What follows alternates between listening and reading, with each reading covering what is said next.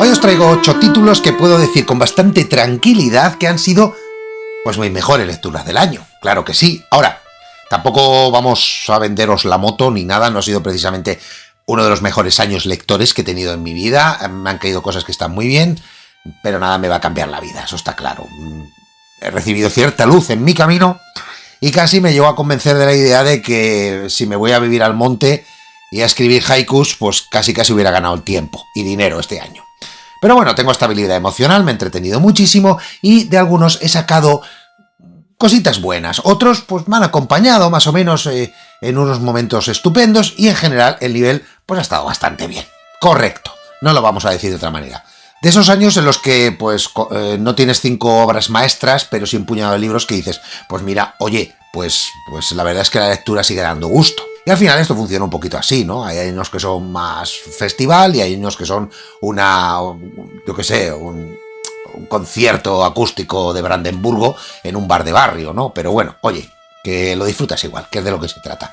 Por cierto, y lo digo de manera totalmente orgánica y ponerme en plan de vendedor de coches, que luego me lo preguntáis, todos los enlaces de los libros que voy a hablar hoy están en el primer comentario fijado y en la descripción del vídeo, por si queréis pegarles un ojo. Ahí los tenéis disponibles, si queréis ver precios, ediciones, portadas, etcétera, o cotillear un poquito, ¿vale? Lo tenéis todo fácil, sencillo y sin misterio ninguno. Y bueno, dicho esto, venga, que es vídeo de fin de año, que estamos todos ya en modo celebración, en modo buen rollo, en modo alegría, fun, champán, chispa, así que vamos a pasarlo bien, que es de lo que se trata. Y empezamos con el primer título, que además entro muy fuerte con Yo, Julia, y luego continuaremos con Julia retó a los dioses en el primer bloque.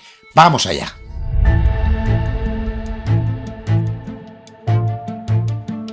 Empecé el año leyendo a Santiago Posteguillo, que para mí es zona de confort siempre. O sea, consejo lector que te doy gratis, este no te lo cobro, para toda tu vida. Cuando no sepas qué leer, te pones a leer a Posteguillo. De verdad. Es como volver a casa por Navidad, nunca falla. Te va a dar entretenimiento, te va a dar historia, te va a dar sangre, sudor, intrigas políticas romanas que son como las de hoy, personajes que respiran. Como pedir una pizza 4 quesos, ¿sabes? Del sitio habitual, sabes que va a estar rica, sabes que no te va a fallar. En estas dos novelas, Yo, Julia y Julia retó a los dioses, ya las comenté en su momento, en un vídeo que hice también a principios de año, con las lecturas del mes, así que tampoco quiero repetirme demasiado con lo que voy a contar. La idea general, en principio es sencilla, no te voy a desvelar nada. Seguimos la vida de Julia Domna, una de las mujeres que son más brillantes, más poderosas, más influyentes, que han pasado por el Imperio Romano en toda su historia, y aún así, como suele pasar, pues fue eclipsada por la misma historia oficial, porque, entre comillas, tuvo la mala suerte de nacer mujer, en una época donde si no eras hombre, pues Roma te ponía un techo de mármol desde la cuna, no de cristal, ¿vale? Y claro, pues cuando tú estás leyendo la novela, te das cuenta de que si esa mujer hubiera nacido con pirula, pues menudo emperador que hubiera recibido Roma. Pero bueno, la vida es como es, seamos sinceros, ejerció como tal, como de facto fue emperatriz, influencia política, capacidad estratégica, visión. Julia Domna, la verdad es que jugaba en la Champions League de la política romana, mientras muchos emperadores pretendían hacerlo y jugaban en tercera regional. O sea, se notaba mucho la diferencia. Y una cosa importante, que siempre lo he dicho con esta obra, desde el principio, desde el minuto 1, hay que leer los 2 libros, seguidos, uno detrás de otro, ¿vale? No uno y me olvido y ya está, ya he leído porque es que son 2 novelas divididas, es una novela dividida en 2.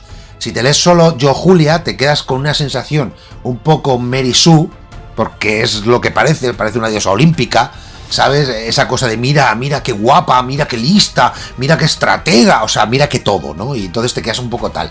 Pero Posteguillo corrige eso muy bien, de manera brutal, en Julia retó a los dioses, ¿no? Porque en esa segunda parte coge a Julia Domna y la baja al barro, al suelo, al polvo romano, ¿no? De verdad, te la muestra fiable, humana, vulnerable, con decisiones que son terribles, ¿no? Y las consecuencias de esas decisiones tan terribles que toma, ¿no? Y es donde el personaje te das cuenta que se vuelve auténticamente fascinante, cuando se vuelve humano, que es lo que no te da el primer libro.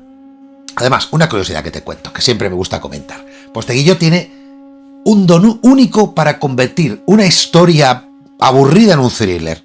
Tú estás leyendo movidas senatoriales y parece que estás viendo un capítulo de House of Cards, pero con togas y puñales, ¿no? Y, ojo, otra cosica que te digo también, la documentación, de verdad, es una animalada. Es un arqueólogo. El tío, yo creo que se conocen los centímetros de los foros romanos. Para construir nuevos foros romanos le preguntan a él, tal cual. 2 libros que funcionan como uno solo, como un díptico, con política, con supervivencia, que además se leen con una facilidad también indecente. Altamente recomendable. Y una vez visto esta primera lectura, que empezamos potentes, empezamos fuertes con puñales, con Roma y con conspiraciones, vamos a pasar a algo, a un registro totalmente diferente. Sabes que soy un lector muy ecléctico. Vamos a ver Lavinia, que es poesía pura, hecha novela. Seguimos con Lavinia de Ursula K. Le Guin, que es una lectura muy reciente y una de las que realmente me han sorprendido porque no esperaba nada de ello. Esto es fantasía sin ser fantasía, o mejor dicho, un tipo de literatura que respira mito sin necesidad de dragones, sin magia, sin nada, ¿no? Es Le Guin haciendo de ella, ya lo dije en su momento, Le Guin haciendo algo que solo puede hacer Le Guin, que es subvertir un clásico sin faltarle al respeto en ningún momento.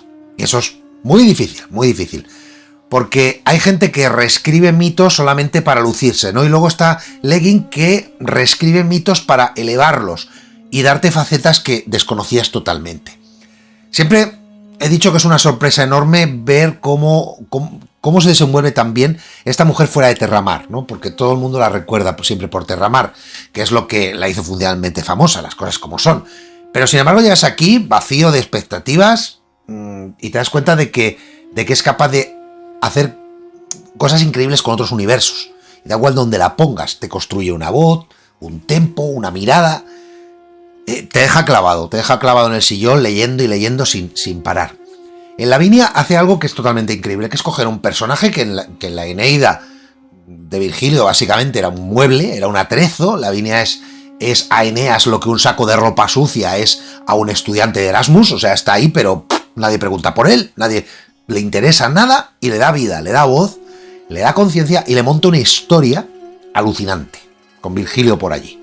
La convierte en alguien que es capaz de mirar al mundo, que reflexiona sobre su destino, que dialoga con Virgilio como si lo tuviera ahí en tiempo real, ¿no? Haciendo esa idea de metaficción, haciéndola posible y convirtiéndolo en algo muy brillante, ¿no? Algo que realmente es lo que más me gusta a mí de la obra. Lo hace sin cargarse nada, sin romper el mito, sin burlarse del canon y sin hacer revisionismo barato, más allá de la obvia reivindicación que debe hacer, de género, que existe. Pero abre una puerta que nunca se había abierto. Y para mí eso me sirve, me vale madre, porque es una lectura bellísima, con ese tempo narrativo, marca de K. Le Guin, que es sereno, que es inteligente, lleno de sensibilidad, lleno de algo que pocas autoras han tenido jamás, y sinceramente pues creo que está bastante poco reconocida, ¿no? Deberían reconocerla mucho más de lo que está reconocida a día de hoy. Está en el Olimpo, pero en los escalafones más bajos del Olimpo de la narrativa de ciencia ficción y fantasía. Lectura altamente recomendable, de verdad, uno de esos libros que te reconcilian con la idea de que los mitos aún pueden decirnos algo nuevo y mira si están manidos, si coges a la persona adecuada que te los cuente de la manera adecuada, ¿no? Y este creo que es uno de esos casos. Ahora pasamos de autora olímpica a otro tipo de lectura que sé que os encanta cuando la traigo al canal. De verdad, algo mucho más psicológico, más cotidiano y al mismo tiempo creo que bastante más necesario. Vamos ahora con La inutilidad del sufrimiento de María Jesús Álava Reyes. Solo el título ya te da muchas pistas.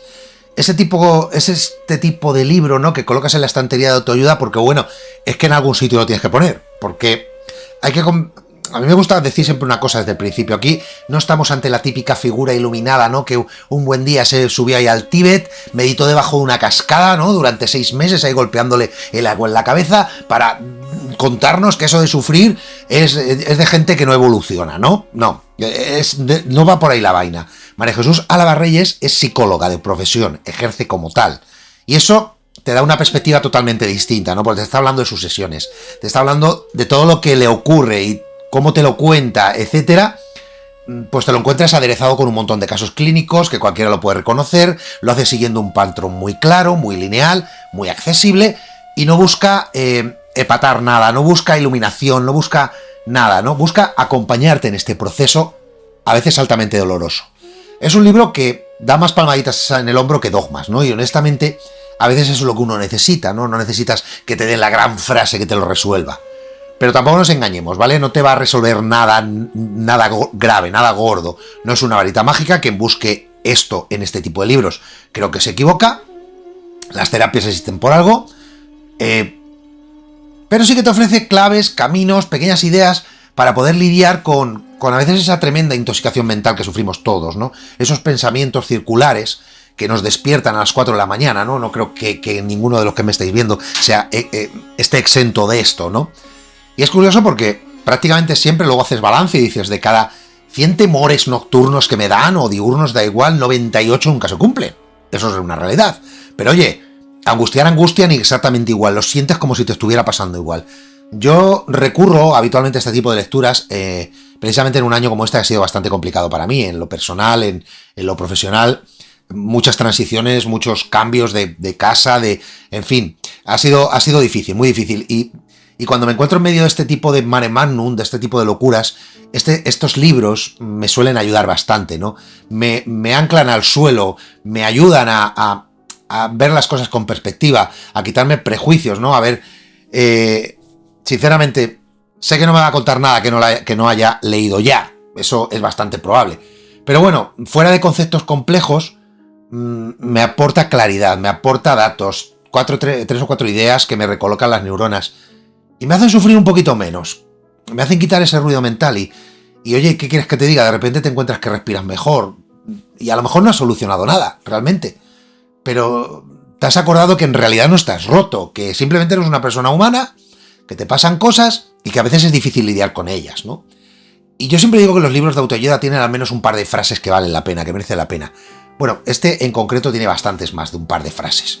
Por eso, y no por otra razón, está en esta lista, porque además es de esos títulos a los que uno puede volver de manera cíclica cuando te metes en ese tipo de baches emocionales, cuando te viene esa flojera anímica, cuando de golpe aparecen esos malditos pensamientos perniciosos. Y a veces vuelves, te lees un par de páginas, un par de capítulos y ya es suficiente, ¿no? Para recolocarte otra vez en el camino y tiras para adelante, ¿no? Medio milímetro hemos corregido la dirección y arreglado.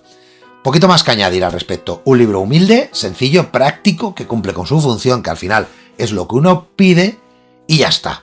Y ahora pasamos a un libro que nos va a intentar poner un poquito de bálsamo mental, ¿no? Nos vamos a un extremo totalmente diferente, a todo lo contrario. Nos vamos a un ensayo filosófico que nos dice básicamente que estamos todos totalmente agotados, como pollos sin cabeza, en la modernidad líquida en la que vivimos actualmente. La Sociedad del Cansancio yo creo que ha sido el libro más nombrado del canal en todo el año, de manera literal. Ha sido el año del cansancio, podemos decirlo así. Y no es broma, a principio de año hice un tremendo vídeo monográfico donde desmenuzaba toda la filosofía de este libro, punto por punto, incluyendo por supuesto las cosas en las que estaba de acuerdo y las otras cosas en las que no estoy en nada de acuerdo. Y las cosas que directamente me parecen, no sé, pura trampa, porque hay cosas que me parecen altamente tramposas. Tenéis el vídeo enlazado en el comentario y en la descripción, por si lo queréis pegar un vistazo, y ahí me explayo bien a gusto, ¿no? Con alguna de sus tesis. Dicho esto, hay que reconocer a Byung-Chul Han, sin duda alguna, que suele ver el vaso medio vacío, todo se ha dicho, por no decir evaporado, que aquí acierta prácticamente en todos los diagnósticos. Acierta de manera muy certera y a veces muy desesperante para nosotros.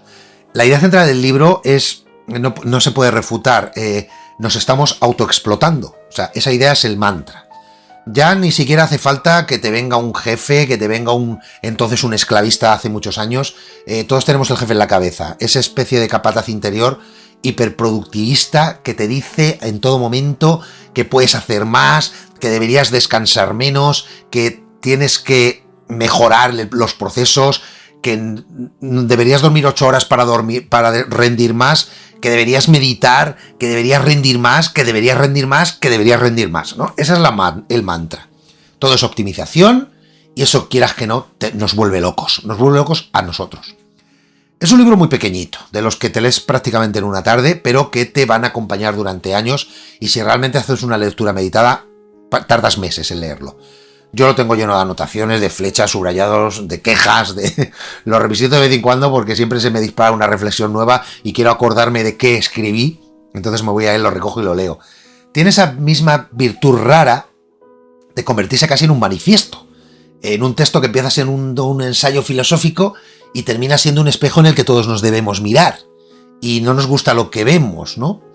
Pero al mismo tiempo es cierto, ya lo dije en su momento, que Han tiene una tendencia natural e innata a idealizar una especie de narrativa ancestral de la fiesta, de la comunidad, del descanso ritualizado, que a mí siempre me chirría bastante, me chirría mucho, ¿sabes? Porque yo me lo planteo de la siguiente manera: sí, es muy bonito lo de la fiesta ancestral, pero hoy, objetivamente, estos son hechos objetivos, vivimos mucho mejor que hace 200 o 300 años. Al menos hablo del primer mundo y buena parte de los mundos de los países emergentes. Hemos cambiado problemas viejos por problemas nuevos, problemas de supervivencia por problemas de estrés, de conciliación, de fatiga crónica, de sueño, sí, pero sinceramente prefiero 1000 veces gestionar la ansiedad de este siglo, del siglo XXI, que estar pendiente de si hay pan mañana o de si la peste se va a llevar a medio barrio. No sé vosotros qué pensáis, ese es mi punto de vista. O sea, yo me gusta poner las cosas en ese tipo de perspectivas, porque me clarifican mucho la mente y aún así, el libro es capaz de reordenarte la mirada, ¿no? De llevártela ahí, de llevártela a otros puntos.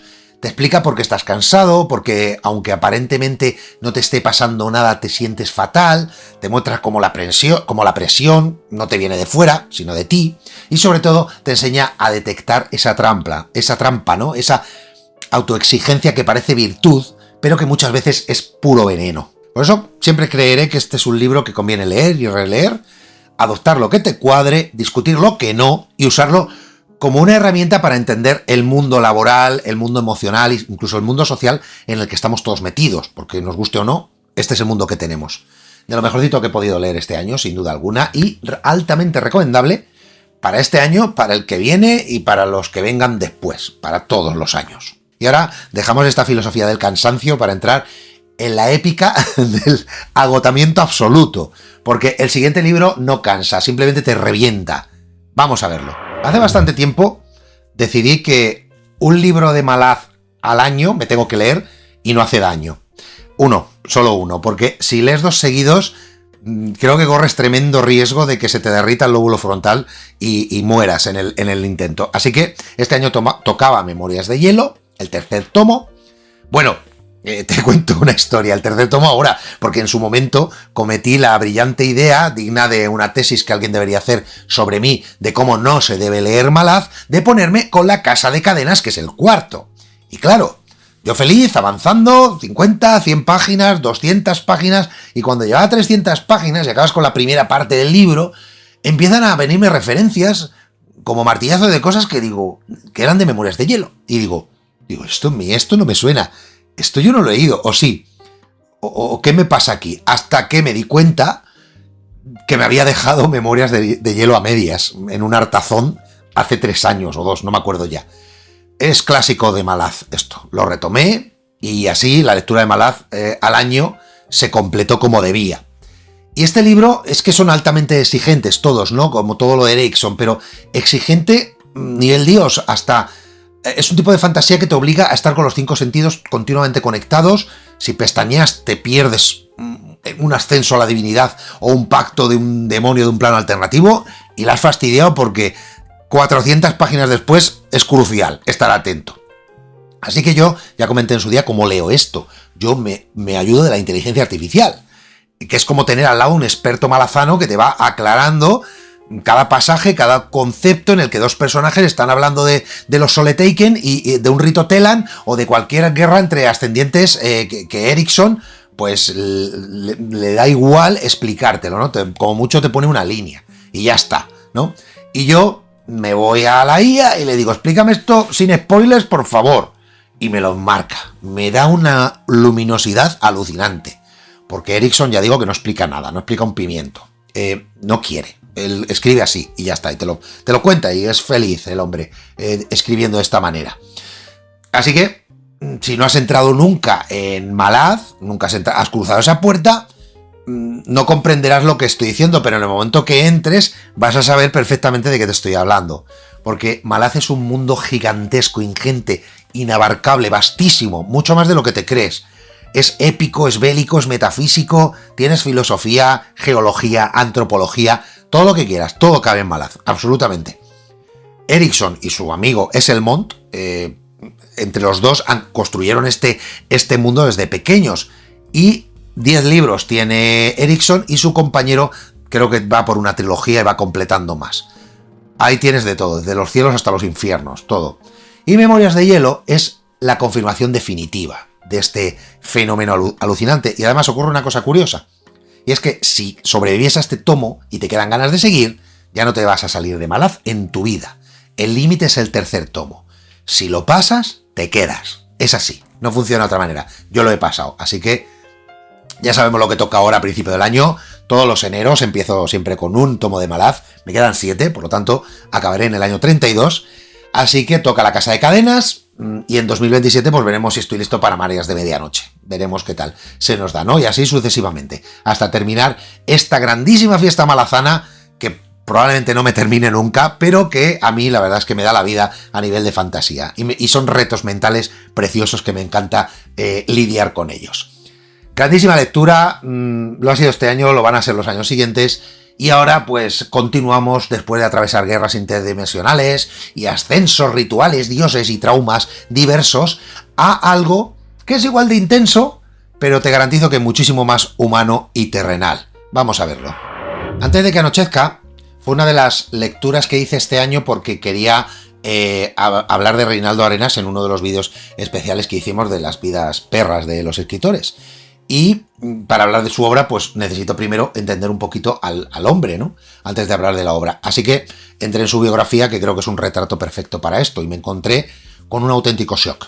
Me encontré con un libro que empieza presentándote casi a un pobre diablo, ¿no? A un chico que parece llevar una etiqueta escrita en la mano de este tío va a llevar un destino trágico, ¿no? Se le ve aquí escrito. Pero a medida que vas avanzando, te vas descubriendo que en el fondo no era tanto él, ¿no? Era ese mundo en el que nació. En principio tiene que lidiar con los vaivenes del castrismo una vez que llegan al poder, con la persecución directa del régimen, y eso que él empezó siendo castrista. Pero lo que te descoloca después es que tampoco lo acepta la comunidad cubana en el exilio. O sea, es decir, que se convierte en un paria en toda su dimensión, y un paria doble, ¿no? Porque ni lo quieren en Cuba, ni lo quieren en Miami, no lo quieren en ninguna parte. Y claro, lo primero que piensas es, pues algo tendrás, majo, porque para que no te quieran en ningún lado, la has liado seguro, ¿eh? Arenas, ¿a que sí? Pero a medida que vas leyendo y vas avanzando en su vida, te das cuenta de que no es tan así, de que no es tan sencillo, aunque sí que es cierto que tienes su punto de vista. Yo creo que tuvo mucha mala suerte de nacer en el sitio equivocado, en el momento equivocado, y rodeado de la gente equivocada. Cuando te toca ese combo, poco puedes hacer. Porque no creo que todo sea blanco y negro, no todo sea o castrismo o disidencia, o estás en un lado o estás en otro. Yo creo que el mundo es mucho más complejo, existen los grises, no tenemos que tener la mente de cartón. Y yo creo que ahí es donde realmente empieza la verdad, su voz. Porque Arenas escribe con una libertad salvaje, con un dolor que te parte el alma, con una lucidez que flipas. Te enseña cómo funciona la represión por todas sus capas, tanto política como sexual, como social, personal, y entiendes de repente por qué su obra literaria tiene esa energía prácticamente desesperada que tiene, porque cada maldita página parece escrita contra el reloj y contra el mundo, las dos cosas. Y hablando de reloj, la parte final del libro es devastadora.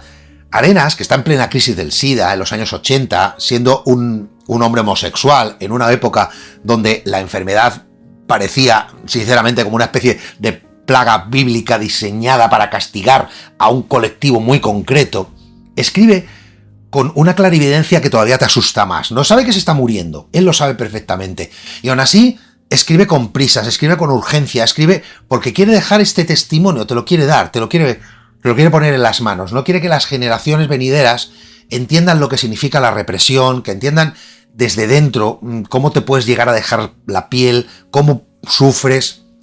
Y te conmueve, ¿no? Te conmueve, te descoloca, te obliga a mirar al infinito con el ceño fruncido. y pensar sinceramente que, bueno, pues así se debe sentir el toro, ¿no? No el espectador al otro lado de la barrera. Porque suele ser muy fácil opinar, ¿no? Desde esa barrera, de aquí te obligas a meterte en el ruedo. Entiendes lo que significa que te niegue tu país, que te nieguen el exilio, que te nieguen tu época. Y aún así escribes, creas, cuentas. En fin, lectura durísima, pero necesaria, una de las mejores del año, sin duda alguna, por lo sorprendente que ha sido. Y en algún momento nos toca dejar Cuba, lo vamos a dejar ya, para entrar en otro tipo de tragedia, bastante distinta, esta vez social, colectiva, histórica, y nos vamos a ir a un clásico africano, a un imprescindible, para entender un choque de mundos que aún persiste. Y ahora sí que vamos a cuadrarnos, por favor, porque esto es una obra maestra, absoluta, total.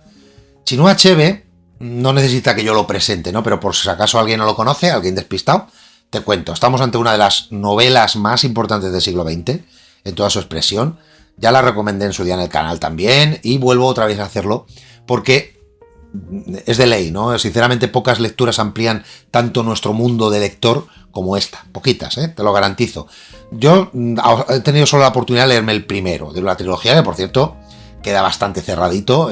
Puedes leer solamente el primero y ya está. Pero aún así es uno de esos libros que te van dejando, que te dejan mirando al techo un poco, ¿no? Y aquí vamos a conocer a Okonkwo, que es más que un personaje, es prácticamente un símbolo trágico, un emblema de la decadencia, ya no tanto de un país, sino de un continente entero, ¿no? De una manera de ser y de sentir.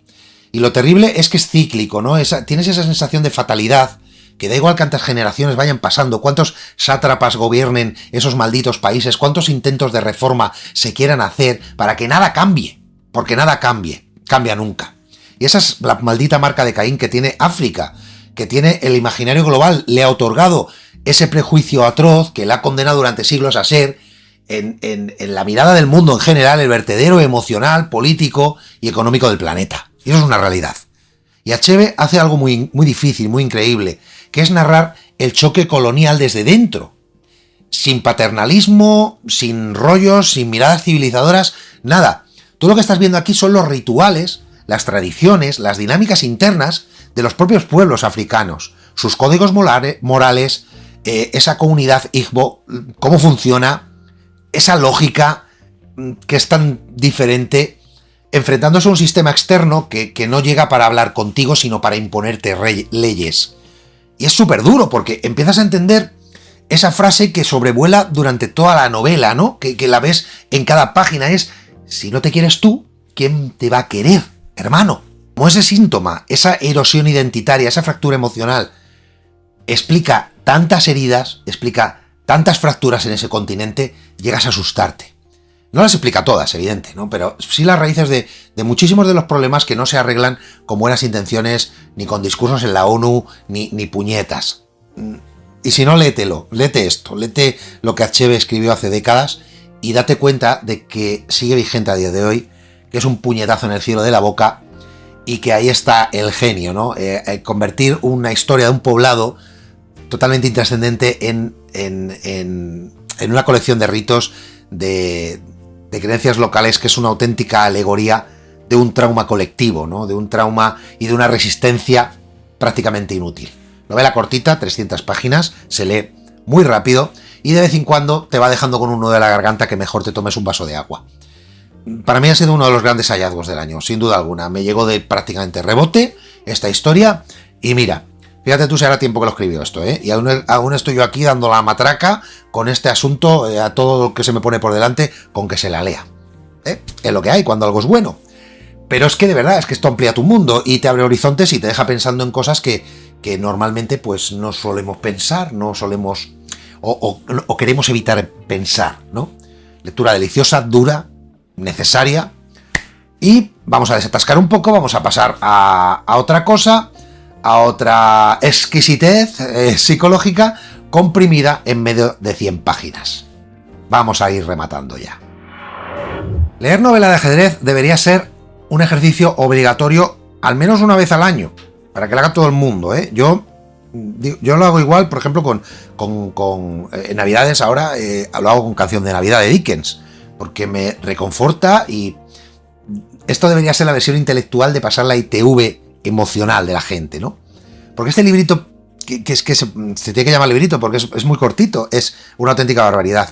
Y si alguna vez quieres entender lo que significa la palabra obsesión, léelo. Si alguna vez quieres comprender lo que es el castigo mental, lee esto. Stefan Zweig, en 90 malditas páginas, construye algo que otros autores casi ni siquiera logran alcanzar en 600. Yo lo leí más o menos a mitad del año y todavía estoy dándole vueltas. Todavía me levanto por las mañanas a veces sudoroso pensando en esto. El pasaje del duelo mental, ese descenso a la obsesión insondable que tiene nuestro protagonista, encerrado, aislado, repitiendo una y otra vez un mismo movimiento como una droga que después se transforma en veneno. Te lo juro que es uno de los textos más potentes que he leído en mi vida, y dudo que lea algo tan tremendo, tan psicológico. Ahí puedes meter la sociedad del cansancio, puedes meter el Mein Kampf, puedes meter cualquier idea de tormenta psicológica y todas te explotarían al mismo tiempo, te explotarían a la vez introducidas en ese pasaje. Porque Zweig lo que te muestra es una frontera donde lo brillante se vuelve destructivo, donde lo útil se convierte en tóxico, donde un talento se revierte contra ti y te arranca literalmente la cordura. Y lo impresionantemente engañoso que es ese maldito arranque, ¿no? Que es esa maldita extracción de cordura. Tú te subes al barco, porque esta historia ocurre en un barco, con ese campeonato de ajedrez improvisado, con esos turistas ricachones y tal, con personajes distintos y variopintos, y dices, bueno, pues esto será una historieta de estas entretenidillas, te pones a pensar incluso en Agatha Christie, y no tienes ni idea de lo que te espera aquí. No tienes ni idea cuando entras en esa fase, cuando el libro te abre la puerta a esa verdad, y tú te quedas ahí con cara de tonto pensando, no me puedo creer lo que estoy leyendo aquí. Es que no me lo puedo creer. Y ahí está el genio, ahí está la maldita magia de esta obra, ¿no? Este libro lo terminas en un momentito y te pasas una semana, un mes después, estás fregando los platos en casa y tal, esperando el autobús y de repente, ¡pam!, te viene otra vez a la cabeza esa escena, esa habitación, esa partida, ¿no? Ese movimiento. Y te vuelves a quedar atrapado, ¿no? Otra vez. Y eso solo lo consiguen los grandes. Lo busquen o no lo busquen, y Zweig lo es, ¿no? Cuando quiere, es rematadamente grande, ¿no? Obra perfecta, milimétrica, exquisita, psicológica, es una vivisección mental, tal cual, una joya absoluta, y desde luego te digo que es un cierre de lujo para estas 8 lecturas que os he traído hoy como lo más estimulante que he tenido este año. Y por añadir un pequeño detalle más de Zweig, prácticamente para terminar, fue un maestro de la intensidad emocional contenida, y todo lo que escribe vibra entre la vida y la muerte, todo muerde. Y su breve obra final, publicada en el exilio, tiene una lucidez realmente dolorosa. Por eso, novela de ajedrez funciona tan bien, porque es un mensaje de despedida con forma de navaja suiza y al mismo tiempo de bisturí. Y dicho esto, vamos a ir despidiéndonos de este recorrido alucinante por este año lector. Como os comentaba al principio del vídeo, este no ha sido un año de lecturas estratosféricas, ni mucho menos, he tenido años mejores. Ha sido un año de buenas lecturas, que no han estado mal la mayoría de ellas, y al final yo creo que muchos de estos problemas se suelen resolver ajustando las expectativas, ¿no? Que es siempre lo que lo carga un poco todo. Si las modelas, pues la verdad es que todo fluye. Y si estas 8, cada una a su manera, por bien distintas que son todas, me han levantado de alguna u otra manera alguna emoción, o forman ya parte de mis tradiciones personales, como lo de Malaz y que es como una especie de cruz que llevo encima, pues oye, pues ni tan mal. Y también es verdad que este año no he leído lo que suelo venir leyendo en los últimos tiempos. Yo vengo de una tradición de leer entre 60 y 80 novelas al año, o novelas, libros en general, un disparate que la verdad he ido abandonando progresivamente porque creo, y ya lo he comentado en alguna ocasión, que no es inteligente, que leer por volumen impide disfrutar muchas veces de los pozos de las obras. Hay veces que hay que leer y esperarse semanas antes de volver a leer. ¿Por qué? Pues porque es necesario para que se te ordenen la mente. Y entonces, claro, pues cuando ya te vas a 25 o 30 títulos nada más, pues resulta bastante complejo extraer grandísimas lecturas, ¿no?